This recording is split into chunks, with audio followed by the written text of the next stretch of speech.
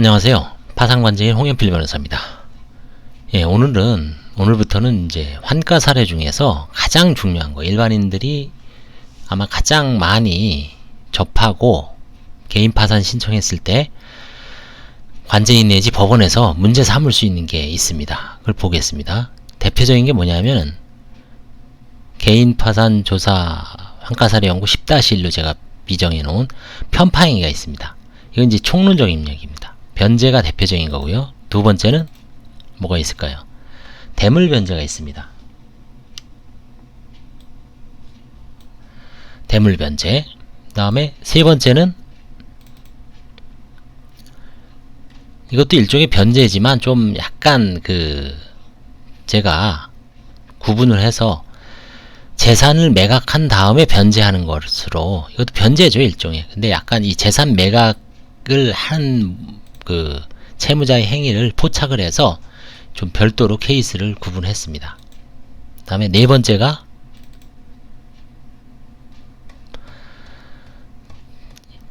편파행위로서 특정 채권자에게 근저당 설정하는 행위가 있습니다.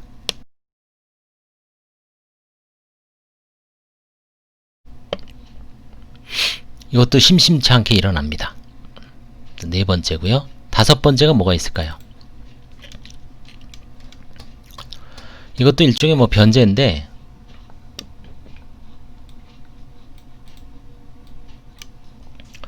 영업을 양도하거나 영업을 폐지하면서 이제 변제나 대물 변제하는 게 있습니다. 이것도 이제 사실상 첫 번째 나온 변제의 행위에 들어가는데, 영업 양도라든가 영업 폐지하는 모습을 좀 포착을 해서 그런 거를 좀 별도로 정리하는 게 낫다 싶어서 제가 이제 구분을 해놨습니다. 10-5로요.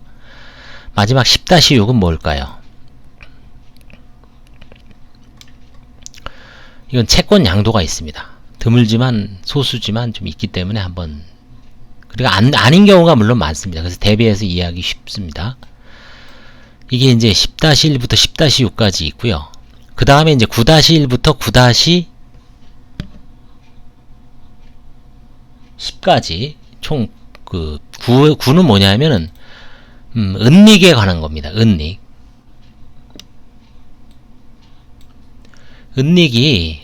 혹은 불이익 처분, 채권자에 대한 불이익 처분이기 때문에 이게 가장 파산에서 가장 문제되는 겁니다. 9-1 가족 명의의 재산 이전. 그 전에도 제가 조금씩 찍어 놓은 건 있습니다만 이번엔 아예 제가 이제 휴가 기간이나 이럴 때 이용해서 이걸 좀 편집 중이고, 지금 아마 이제 10-1하고 2는 편집을 했기 때문에 이제 방송을 스타트 하고요. 9-1부터 9-10까지도 한번 시간 나는 대로 편집을 한 다음에 한번 방송을 한번 해보겠습니다. 9-1은 가족명의 재산 이전, 9-2는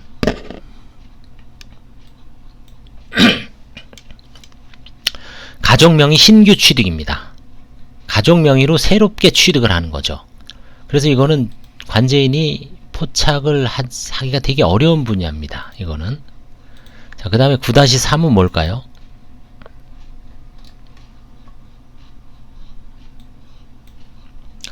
가족명의로 영업을 이전하는 행위입니다. 이것도 드물지 않게 가끔 있습니다. 9-4는 가족 명의로 아예 사업을 운영하는 겁니다.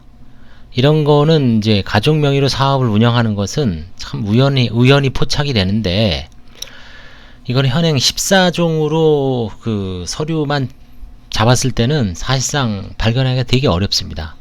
예를 들어서 딸 명의로 무슨 등록세가 있어요. 그럼 이게 뭐지? 보니까 음식점을 해. 근데 딸이 도저히 음식점 할 상황이 아닙니다. 직장을 다니거나 나이상으로. 그러면 이제 채무자가 할 가능성이 되게 높죠. 그렇게 해서 이제 포착이 되는데, 지금 현재 입장에서는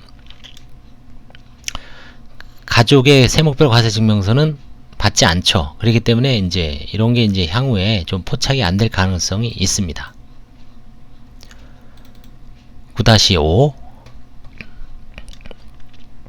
이건 아예 가족이 아니라 타인 명의로 사업 운영하는 겁니다. 이거는 진짜 어렵죠, 발견하기가.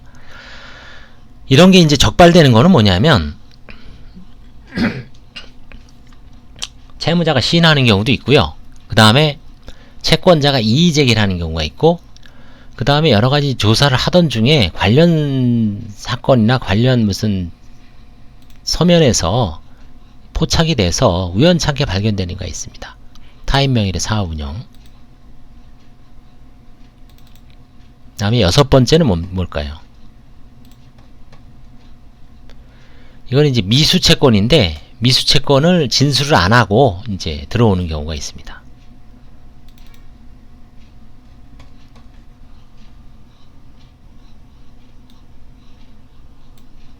그 다음에 이제 소득 허위 기재하는 경우가 있고요.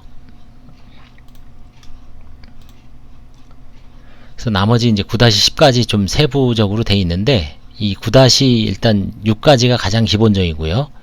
이런 거를 한번 제가 편집을 해서 한번 보겠습니다. 그 다음에 이제 8-1하고 2는 혼인중 재산분할, 이혼 재산분할입니다.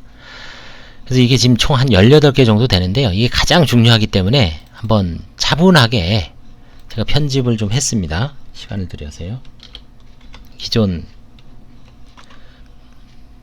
PDF, 아니 기존 그 파일보다는 좀 보기 좀 편하게 보실 수가 있을 거예요.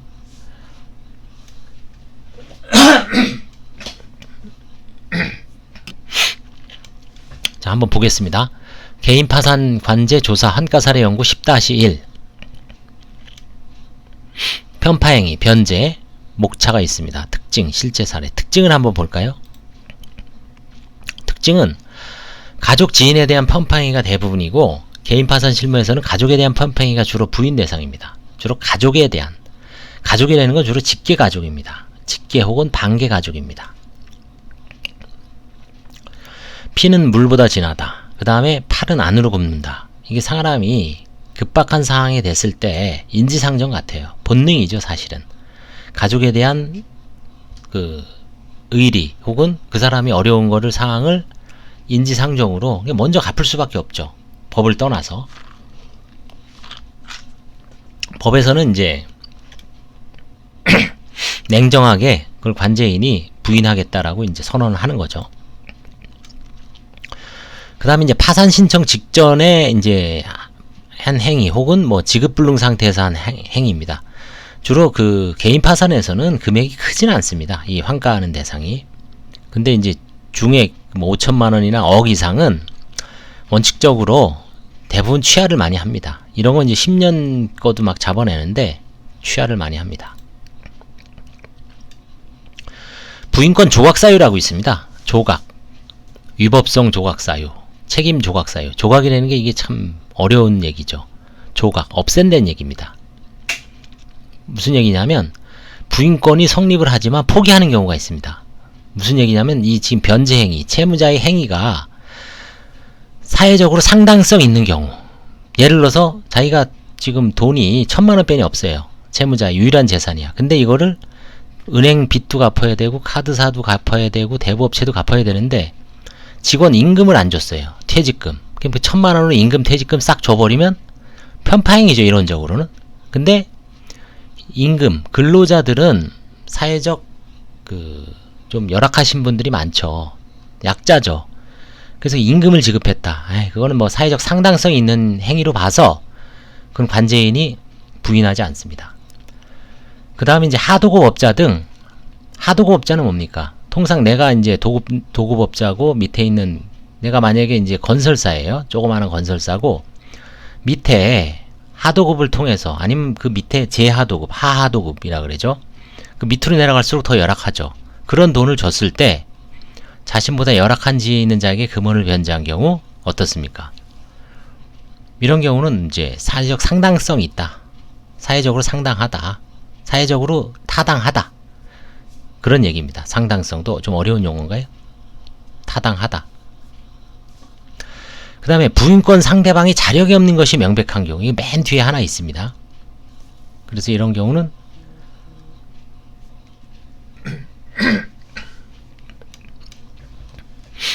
자력이 없는 것이 명백한 경우가 밝혀진 경우에는 부인권 행사에 소용이 없죠. 그 다음에 부인권 상대방이 사망한 경우가 있습니다. 요게 지금 맨 마지막에 있습니다. 나중에 보겠습니다. 부인권 상대방이 자력이 있더라도 질병, 무직 등의 사유로 생계곤란 등으로 파산재단 반환이 아주 어려운 사정이 있습니다. 이런 경우는 부인권 행사를 사실상 포기하고 사회적 상당성이 있는 경우로 평가를 해서 법이라는 게 일종의 이제 평가의 문제입니다. 뭘 할 것인가 안 할 것인가. 그렇죠? 이번에 검찰에서 수사권 심의위원회를 열었죠. 수사를 할 것인가 말 것인가. 그렇죠? 행위, 관제인이 부인권 행사를 할 것인가 말 것인가.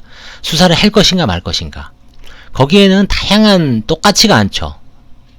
그러니까 회의를 열어서 10대 5, 11대 4 이건 파산관제인이 회의를 열 수는 없지만 다양한 어떤 케이스 속에서 정립을 하는 겁니다. 하나하나. 이제 교과서에 수록된 것도 있고 교과서에 수록 안 된 것도 있고. 그래서 이 사회적 상당성이 있는 경우 그 부분을 채무자들은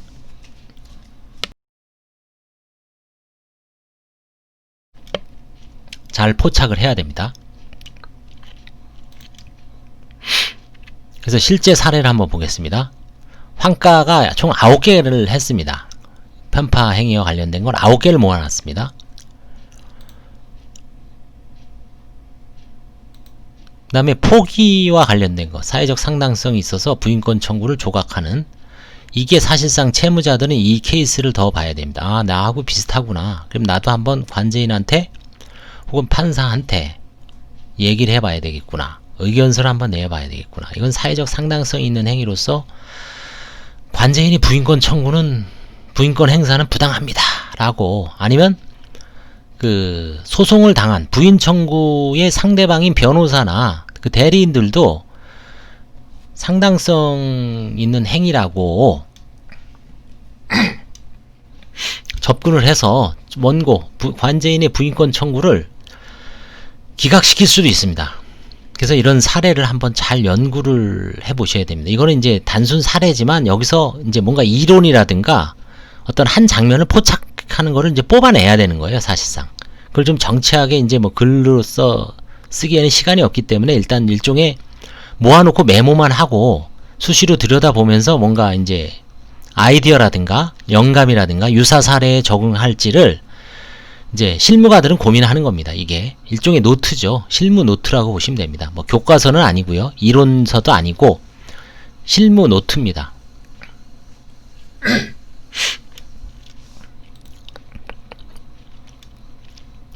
부인권을 포기한 건 15개가 있습니다.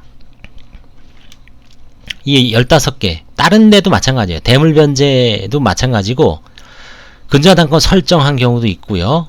그 다음에 재산 매각형 변제 행위도 마찬가지고요. 영업 양도나 폐지 후 변제한 행위에서도 한 게 있고 안 한 게 있고, 그러니까 어떤 경우는 했고 어떤 경우는 안 한 거, 안 한 거, 포기한 거를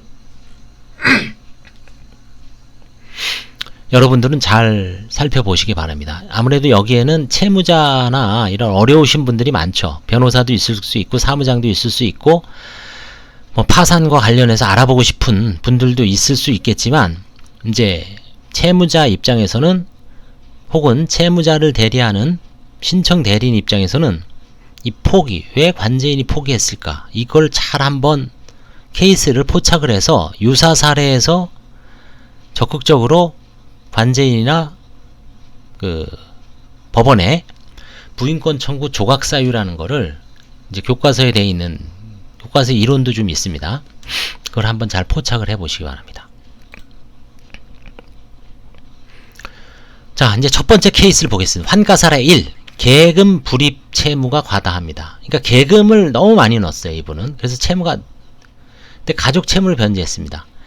채무액에 비해서 가족 간의 편파 변제가 너무 심했다.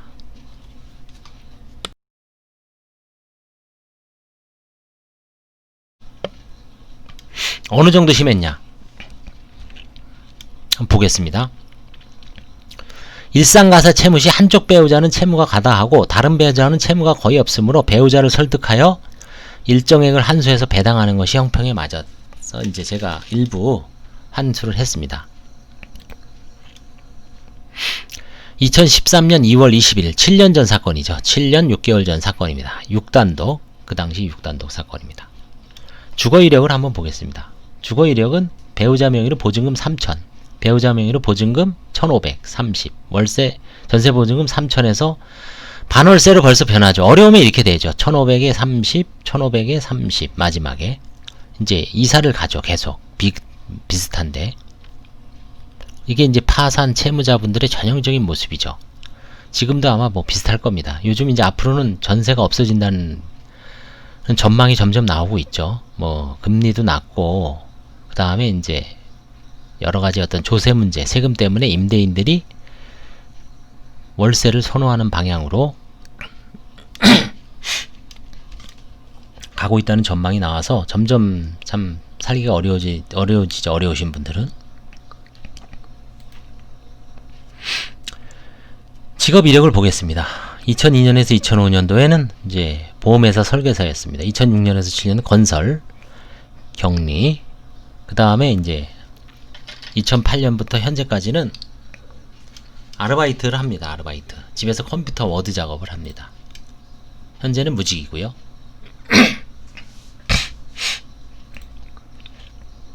파탄식은 2012년 8월입니다. 배우자가 디스크 진단을 받으면서 생계가 힘들어 보험회사에 근무하였죠. 영업실적이 좋지 않죠. 그래서 수입이 얼마 되지 않았으며 결국은 생활비 때문에 채무가 조금씩 늘어나 더 이상 변제 자력이 없어 파산에 이르렀다.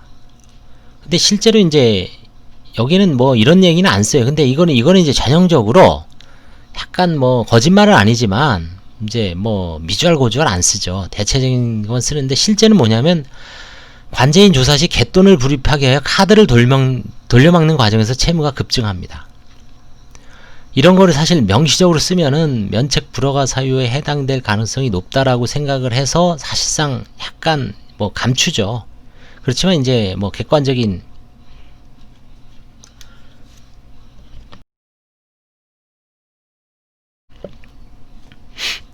상황에서는 드러날 수밖에 없죠.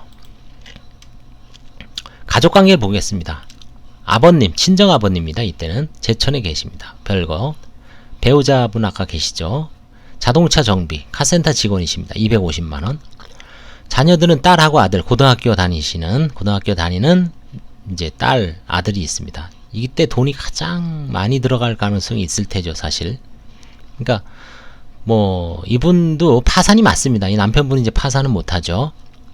하지만 이 지금 가정주부이신 이분은 빨리 파산을 해서 면책이라도 받아서 뭔가 이 250으로 이제 또 막 나가면은 자녀들 키우기도 점점 어렵죠. 빚이 딱 5천입니다.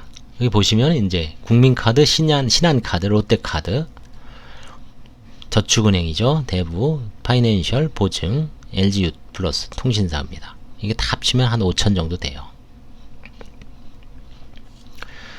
5천이면은 사실상 이제는 빚은 그냥 뭐 많다 적다라고 할 수는 없죠. 그 사람의 모든 소득이라든가 다른 자산을 봐야 됩니다. 5천 이분 입장에서 보시오. 5천은 어떤 사람한테는 사실 껌값도 안 되는 사람 있죠. 5억도 마찬가지입니다. 50억, 500억도 마찬가지예요. 돈 자산이 뭐 몇천억인 사람은 얼마 안 되죠. 근데 이 5천 한번 보십시오. 이분들 지금 유일한 재산이 전세보증금 1,500입니다. 전세보증금이라는 건 자산이라고 볼 수가 없습니다. 이론적인 자산이지만 사실상 깔고 앉아 있는 거죠. 집주인 주고 계속 그 주거를 위해서 맡겨놓은 돈이기 때문에 내가 뭐 죽기 전에는 아니면은 뭐 그거 해갖고 무상으로 거주하는 시설에 들어가지 않는 한 그 전세보증금은 자산이 유동화가 안 되는 자산이라고 볼 수 없는 자산이죠. 그렇죠? 그렇기 때문에 1,500에 월 30이니까 사실상 자산은 1,500은 뭐 있으나 마나한 돈이고 월세 30만 원만 있는 거죠. 그 다음에 남편이 자동차 카센터에서 250, 뭐 진술이 250을 실제 300 벌 수도 있지만 글쎄요. 못 버는 데는 또 못 벌죠. 그래서 250이면 뭐 그때나 지금이나 4인 가족 딱 생계비죠. 그렇죠? 그럼 뭐 저축은 못 합니다. 남편도 조금 빚이 있을 수 있는데 그 이자 갚기에 바득바득하죠. 그러니까 이 빚은 배우자의 빚은 면책을 안 하고서는 이건 해결할 방법이 없습니다. 은행 예금이 있습니다. 압류 중인 거. 그 다음에 아까 얘기했듯이 보증금 1,500. 그 다음에 이제 어머니하고 아버님이 2003년도에 돌아가셨는데 상속재산은 없습니다. 이 상속재산은 다 조사를 합니다. 지금도. 그 다음에 부친은 제천, 지방인 제천에 거주하는데 특별한 재산은 없습니다. 은행 예금은 뭐 16만원 이건 환가 포기입니다. 그래서 이분은 외관상 보면 뭐 별로 문제 삼을 게 없는데 이런 분들이 이제 주로 사귐을 개인적인 거래를 많이 합니다. 그러다가 이제 관제인한테 적발을 되죠. 2009년 4월 26일 이모라는 계주가 채무자 계좌에 2,080만원을 입금합니다. 관제인이 이걸 확 눈에 띄겠죠. 2,080만원이 누구의 계주, 뭐 그때는 계주라는 걸 모르겠죠. 2,080만원이 채무자의 돈으로 통장으로 쑥 들어온 다음에 이 네모 이게 이제 형부랍니다. 언니의 배우자죠. 형부에게 같은 날 송금합니다. 1,000만원을. 그럼 이건 뭔가 여기서 개인 이모 씨한테서 또 이모 씨한테 송금이 돼. 그 다음에 2006년경 지인 송모 씨에게 1,000만원을 빌린 적이 있습니다. 이것도 이제 물어보죠. 이건 왜? 이건 빌린 거라고 얘기할 수밖에 없죠. 이를 갚기 위해서 계주의 계에 가입했다라고 얘기합니다. 당시 채무자의 카드 채무는 약 600에서 700만원 빼니 안 됐어요. 2006년이면. 위 돈을 갚기 위해서 2007년경부터 약 2년 정도 월 불입금 100만원짜리의 계를 가입합니다. 갯돈을 납하기 위해서 이 100만원을 한번 보십시오. 이게 250 남편분이 월급을 갖다 줘도 여기 불입하기 불가능하겠죠. 애들하고 생계비하고 월세 내고 뭐 먹고 살아야 되잖아요. 그러니까 결국 이건 돌려막기 하는 수밖에 없습니다. 이러면서 이제 카드사가 사실 피해를 보는 거죠. 그래서 카드를 사용하면서 돌려막는 과정에서 채무가 증가했다라고 이제 진술을 하고 있습니다. 개톤으로 아까 얘기한 송모씨 1,000만원 및 최모씨 500만원을 변제했다. 월 100만원씩 24개월이면 약 한 3천 타나요? 뭐 2-3천 한 3천 정도 탈 겁니다. 그래서 송모씨 1,000만원 변제하고 최모씨 500만원 변제하고 이러는 동안 개인 빚은 줄였죠. 결국 카드 값은 그대로 한 2천만원 정도 남아 있었을 겁니다. 형부 이모씨에게 변제한 이유는 이 채권자들이 형부의 소개로 돈을 차용해서 형부를 통해서 송금한 후 변제했다고 진술한. 그러니까 형부가 이제 돈을 처음에 거래를 했죠.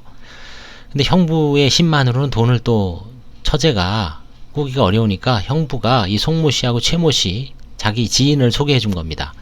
그래서 이 형부를 통해서 이쪽을 총 2,500을 차용을 하고 그걸 다 갚았어요. 현재 배우자의 채무는 약 600만원입니다. 아까 그 자동차 수리센터 직원인 배우자는 거의 채무가 없어요. 그러니까 이제 관제인 입장에서는 총 2,500을 변제했잖아요. 이분이 지금 채무가 5,000입니다. 카드 채무가 거의 절반이죠. 그러다 보니까 이게 뭔가 그냥 지금 통상 이런 게 없고 그냥 뭐 그 카드 채무하고 있다 그러면 뭐 더 이상 문제 삼기 어렵죠. 근데 이런 흔적이 명백하게 남아 있기 때문에 어떻습니까? 이거는 부인 청구를 안 할 수가 없어요. 이걸 만약에 전액 현금으로 거래를 했으면은 눈에 안 띄게 하시든지 차라리. 근데 이미 그때부터 뭐 파산을 계획한 건 아니잖아요. 그때는 뭐 다 잘 될 가능성이 다 잘 될 거야. 다 갚을 거야. 뭐 특별히 문제는 없을 거야. 이렇게 해서 시작을 합니다. 그래서 그때는 흔적을 남겨놓죠. 아주 치밀한 사람 외에는. 그래서 이모씨, 형부, 송모씨, 최모씨 1,500 형부를 통해서 이제 차용한 지인들이죠. 그래서 이거는 이제 아마 좀 뭔가 좀 편파 행위가 결국 개인 채권자한테만 다 변제가 되고 이 금융권 채무는 그대로 남은 거 아닙니까? 그래서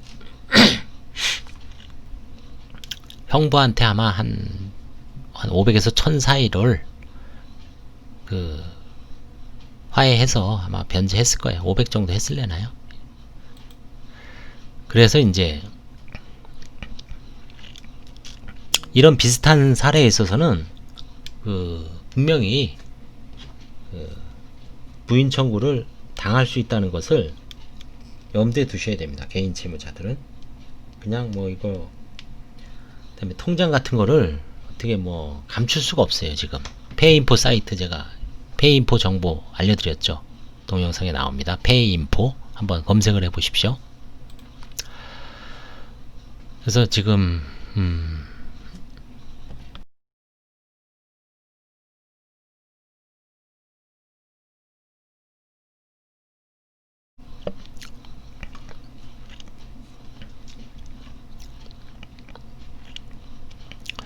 자, 환가 사례 2 보겠습니다. 금융권 편파 변제 흔적입니다. 이거는 반대로 오빠와 하였습니다. 62년생 여자분이고요. 99년에서 이제 살아온 주거를 이거를 이제 확인하는 게 사실 되게 중요합니다. 의미 없는 게 아니에요. 이거를 그 10년을 딱 조사를 하면 이분에 대한 선입견이 생깁니다. 선입견이라기보다는 어떤 대략적인 어떤 인상이죠. 파산해서 이제 관상하고 비슷한 겁니다. 무슨 얘기냐면 이 사람이 대략 10년을 조사를 하면 이분은 보십시오. 여기서 경매당했구나. 경매당했다면 벌써 2011년도에 경매가 사실 되게 안 좋은 상황 아닙니까? 최악이죠. 그쵸? 그때 이때 상당히 힘들었겠구나. 그 다음에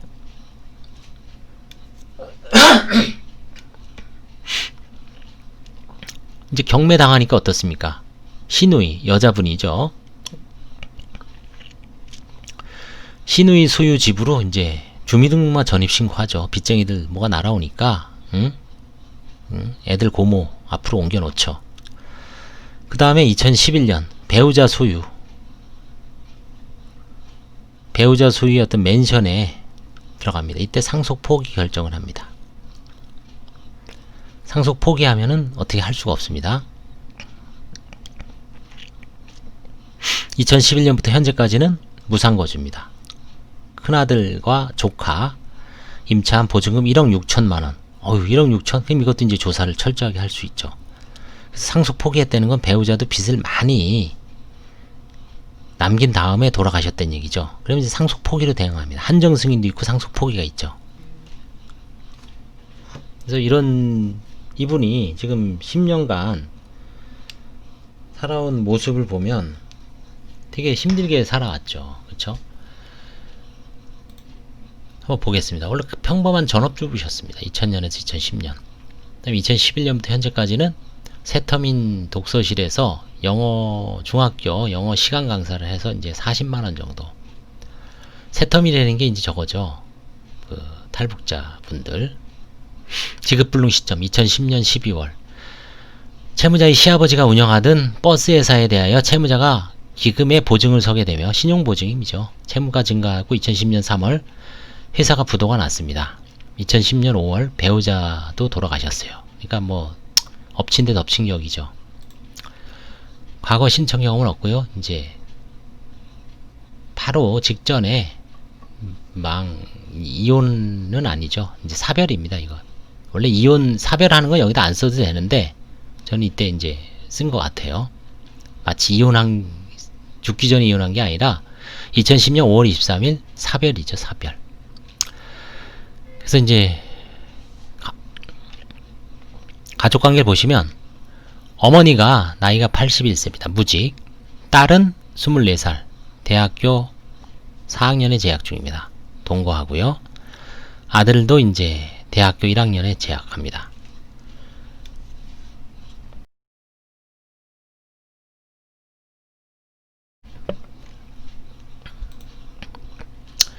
총 채무액은 이제 신용보증금변이 없습니다. 만, 10만, 100만, 1000만, 억, 2억 8천이 있습니다. 이 버스 회사의 연대보증 채무입니다.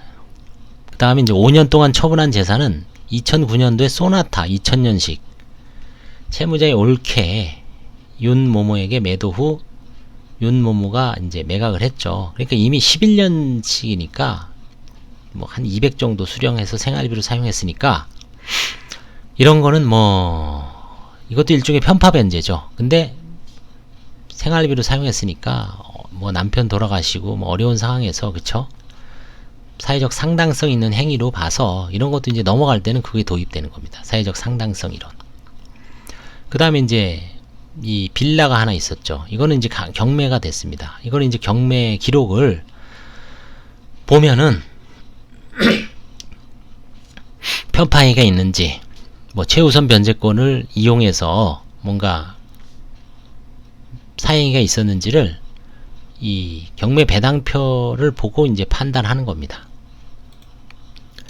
그 다음에 이제 배우자 재산은 2010년 7월 5월 23일로 돌아가셨다 그랬죠. 그러니까 상속 포기했습니다. 2010년 2월 3일 신우이에게 매도. 채무자는 2010년 5월 23일 배우자 사망 후 2010년 7월 상속 포기 허가를 받았죠. 이거 잘 보십시오. 배우자가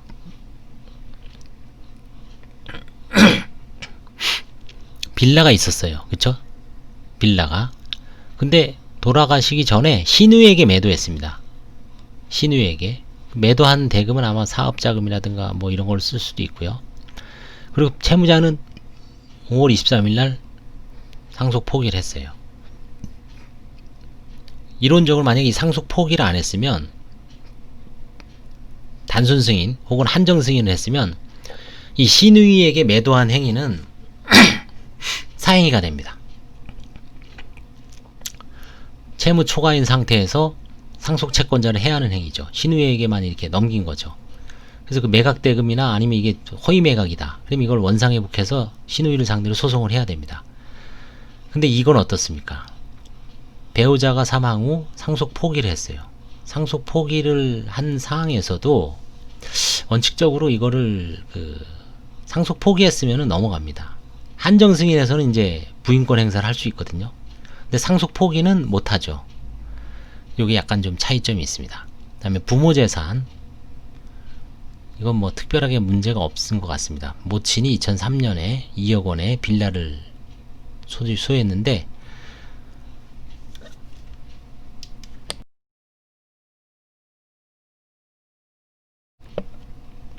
아버님이 돌아가신 다음에 2003년도에 이제 자녀들이 그 도움으로 형성된 것 같습니다. 그래서 이거는 왜 여기서 오빠와 편파행위가 문제가 됐는지, 이 앞에 있는 내용만 봐서도 이분도 뭐 특별한 문제가 있을까, 상속 포기했고, 그쵸? 근데 이제 결국 계좌를 뒤지다 보니까 이 계좌를 조사하는 게 사실 관제인 입장에서는 되게 귀찮은 일이에요, 이게.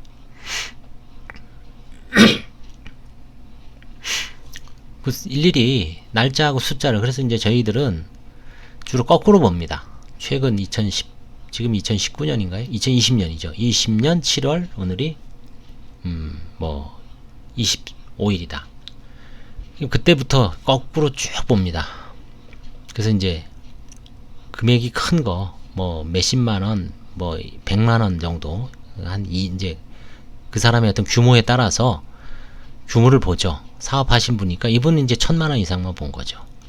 2010년 3월 16일, 동월 17일 1500만원을 외환 박모씨 계좌로 송금했고, 무통장 입금주금을 확인한 결과 예금주는 양땡땡, 통장 표기만 박모씨 명의로 입금한 겁니다.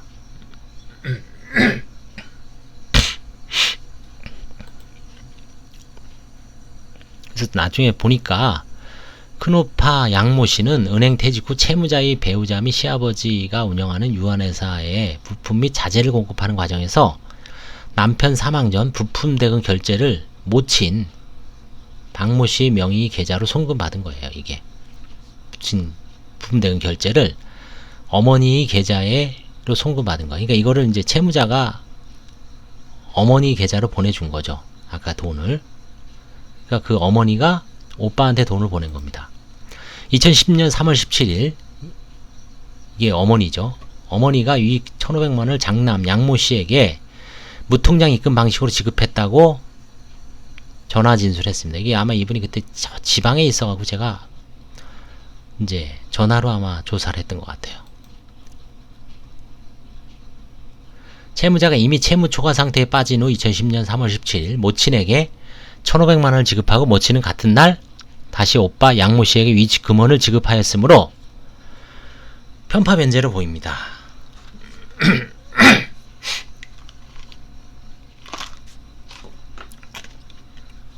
그래서 일부 환수했습니다. 뭐 금액은 얼마인지 모르겠어요. 이런 것도 뭐 그냥 주의 안 하고 하면 넘어갑니다. 넘어갈 수도 있고 놓친 경우도 많지만 뭐 이때는 뭐가 이제 발견한 거고요.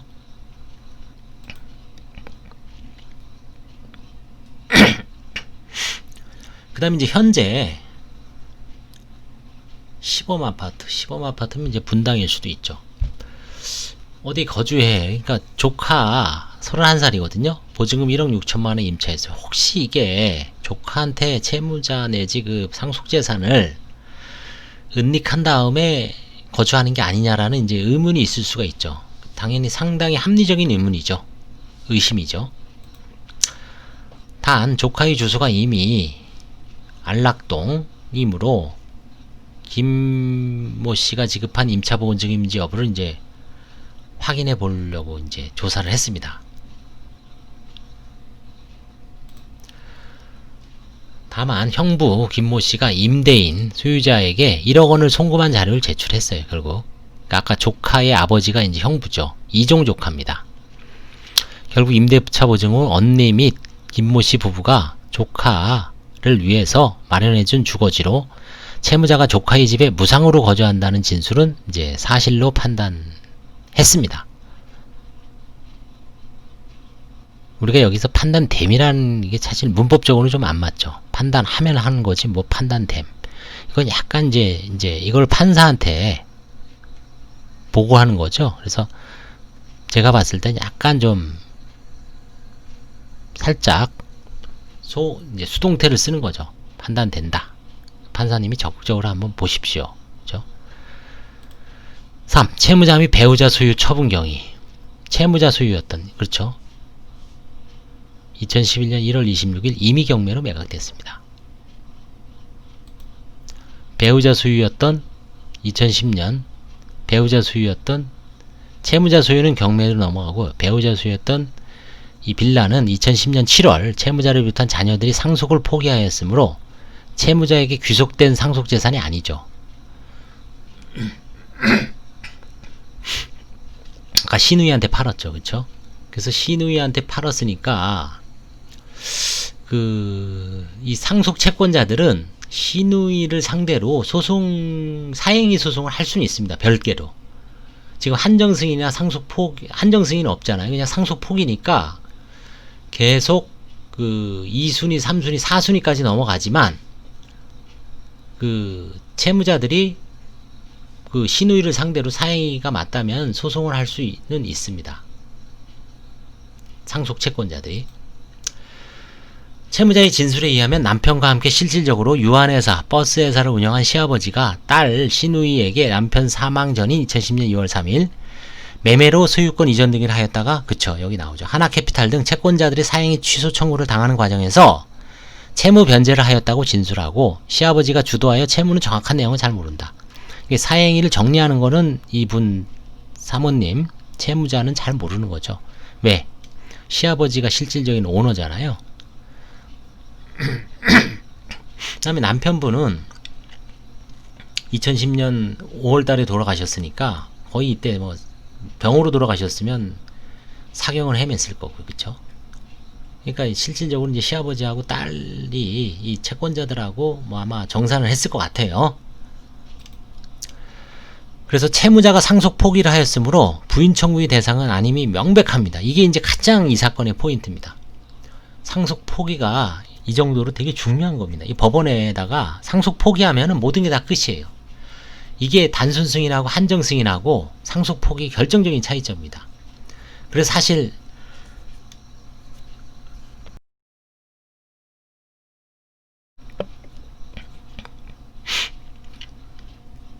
이분 입장에서 지금 이제 제가 복귀를 해보지만 만약에 저거 시누이한테 안 받고 그냥 그대로 둔 상태에서 애들하고 아마 한정 승인 하셨을 거예요. 시누이나 뭐 이런 사촌들 뭐 난리 나잖아요. 시아버지까지. 한정 승인하면은 그때부터 이제 꼬이는 겁니다. 이분은.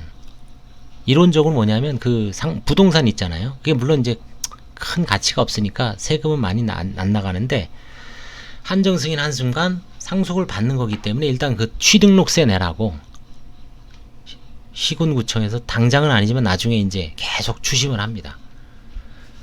그 부동산도 경매도 안 놓고요.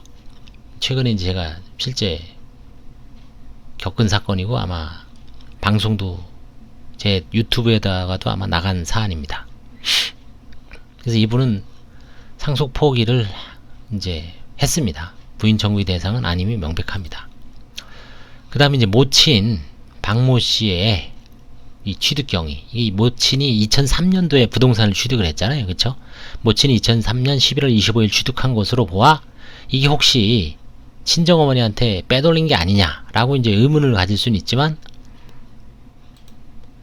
뭐 특별하게 이제 아닌 걸로 제가 판정을 했고요. 자녀들 명의 재산 및 채무자 명의 보험 해약가금 존재하지 않고요. 결국 오빠 양모 씨하고 이제 절반에 아까 1,500만 원을 어머니한테 송금해서 어머니가 오빠한테 이제 그 결제한 거죠. 대금. 그래서 800만 원의 화해 계약을 체결했습니다. 오빠하고. 그래서 채권자들한테 배당을 했고요. 그 다음에 이제 이거는 신용보증기금이 채무자의 이의사유를 한번 보겠습니다. 채무자의 나이가 50세에 불과하여 채무 감면, 장기 분할 상환제도 등을 통한 회생 프로그램을 지원하고 있으므로 면책을 불허하시고 개인회생 절차 또는 신용회복 지원 프로그램이죠. 유도하여 주시기 바라는 취지. 글쎄요. 근데 뭐 나이가 50세는 맞아요. 이분이. 근데 배우자의 채무를 2억 8천을 갖고 있어요. 소득도 별로 없죠. 그쵸? 애들은 물론 다 커서 이제 근데 애들 지금 26, 21살이지만 애들도 만만치가 않죠. 이거 뭐 나중에 이제 지들이 다 알아서 한다고 해도 이분이 이제 졸지에 혼자 그 2억 8천을 50세 된 여자가 가정주부였잖아요. 새터민 영어 강사에서 40만원 벌입니다. 사회적으로 일자리가 없을 겁니다. 거의 알바 자리죠. 그쵸? 뭐 설거지. 그 다음에 이분이 약간 그래도 배우신 분이 영어 선생님 정도 하시니까 나름대로 그 뭐 강사를 할 수 있어도 그런 자리일수록 오히려 파트타임 빼니 안 되잖아요. 그쵸? 많이 벌어야 50백입니다. 소득이 나올 건덕지가 없어요. 사회적으로. 지금은 더 하죠. 이 당시보다 몇 년 더 지났으니까. 그래서 이런 거는 좀 뭐 신부에서도 물론 공적 자금을 관할하기 때문에 이해는 해도 이제 이런 그 이의사유는 이제 허용하기가 어렵죠. 그래서 지금 이제 40분 정도 지났으니까 오늘은 제가 환가사례 2까지 하고요. 다음에 요거는 이제 시간 나는 대로 제가 한 3, 40분 정도로 해서 차분하게 해보려고 합니다. 이것도 지금 제가 이렇게 이제 편집을 뭐 잘한 건 아니지만 그래도 이렇게 어떤 분이 이제 지적을 하시더라고요. 한 화면에는 한 화면에는 이제 하나의 그 단어인지 아니면 하나의 문단, 그쵸? 들어가야 되겠죠. 이게 뭐 이게 다음에 뭔가 나올까 하면 지금 집중력이 저하되죠. 이 정도면 되겠죠. 그쵸? 그래서 이것도 주거 이력 최종 학력 이런 식으로 다 이제 편집을 했습니다. 요 흐린 거는 이제 제가 진한 글씨로 하면 되고요. 이런 식으로 옛날 그거보다는 낫죠. 그쵸? 옛날보다는 좀 훨씬 나을 겁니다. 보기가 글씨도 좀 키워서 이런 식으로 해서 이제 제가 이렇게 말로 떠드는 거 하고 이 앞에 있는 이 PPT에 있는 거 하고 이렇게 봐서 대략적으로 아마 이해가 될 겁니다. 예전에는 막 이게 제가 봐도 그냥 막 읽기에 급했는데 지금은 이제 이걸 제가 좀 배워서 옛날보다는 조금 아직은 뭐 미약한 수준이지만 조금 그래도 개선을 했습니다. 그래서 일단 이 케이스가 지금 한 20개 정도 됐죠. 그래 20개면 이제 한 5, 6번 정도는 나눌 수 있고요. 그 다음에 이제 편파행위 하고 대물 변체하고 이런 식으로 해서 이제 쭉쭉쭉 시간 나눌 때마다 요거는 이제 한 3, 40분 정도로 끊어서 그러면 이제 옛날 그 단일 케이스 하나 할 때보다는 훨씬 나을 겁니다. 그래서 편파행위를 한번 쭉 보자. 그래서 이게 아마 가장 그나마 제가 이제까지 유튜브 한 560개 올렸지만 가장 이해하기가 이제 쉽고 그나마 좀 편집을 했기 때문에 이해할 수 있고, 그리고 이제 환가살의 8, 90이 혼인 이혼한 다음에 혼인 중, 그 다음에 가족 명의로 이전하고 재산 은닉하고 영업하고, 그 다음에 뭐 또 편파행위, 이게 다 가족 간의 문제거든요. 결국은 8, 90을 흐르는 단일 키워드는 뭐냐면 가족입니다. 가족. 결국 뭐냐면 환가살의 8, 90은 가족과 파산입니다. 가족과 파산. 가장 문제가 되고 팔이 안으로 굽고 가족 때문에 내가 고통을 봐야 되고, 그 다음에 수령한 사람들도 고통을 받는, 이 관제인도 참 마음이 좋지는 않죠. 8, 90 케이스를 만났을 때는 이거 뭔가 하긴 해야 되는데 참 얼마를 해야 되냐, 그쵸? 나중에 금액을 낮추거나, 이 금액을 낮추다 보면 또 판사한테 눈치도 보이죠. 채권자들은 가만히 있을까? 이 관제인도 되게 고민되는 지점입니다. 이게 많이 하면 좋죠, 채권자들 위해서. 근데 아까 그 오빠 양모씨, 그쵸? 그분도 남편 도와주다가, 그쵸? 사돈 도와주다가 돈 결국은 뜯기는 거 아닙니까? 그쵸? 마음이 편치가 않죠. 근데 동생도 이제 남편 돌아가시고 조카들하고 혼자 사니까 이게 뭐 면책이 안 됐을 때, 면책이 안 되는 건 아니지만 뭐 이렇게 관제인이 뭐 문제를 삼으니까 오빠 입장에서는 도와주는 거죠, 사실은. 그래서 그런 게 되게 많기 때문에 이 8, 90 이제 앞으로 이 가족과 파산이라는 테마입니다, 사실상. 그래서 가장 다른 데도 다 마찬가지예요, 사실은. 그래서 요 8, 90 케이스를 한번 중점적으로 이번 이제 7월 말부터 8월 달까지 7, 8월에는 아마 그걸 중점적으로 할 것 같습니다. 오늘은 여기까지 하겠습니다. 감사합니다.